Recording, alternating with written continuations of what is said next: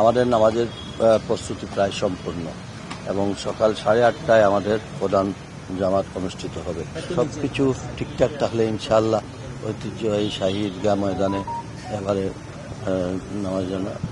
নামাজ অনুষ্ঠিত হতে আর কোনো অসুবিধা হবে না এবং এটা আমাদের বরুণার পীর সাহেবও এই নামাজ অংশগ্রহণ করবে।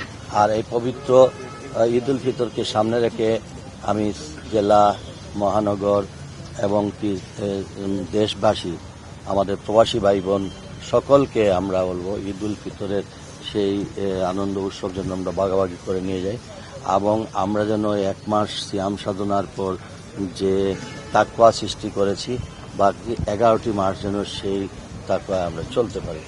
আর আমাদের মধ্যে হানাহানি, হিংসা বিদ্বেষ, প্রতিহিংসা এগুলা পরিহার করে দেশটাকে সামনের দিকে নিয়ে যাওয়ার জন্য এই দেশ আমাদের সকলের কাজে দল মত নির্বিশেষে ঊর্ধ্বে উঠে সকলকে নিয়েই আমরা সুন্দর একটা পরিবেশে যেন আমরা আগামী দিন চলতে পারি।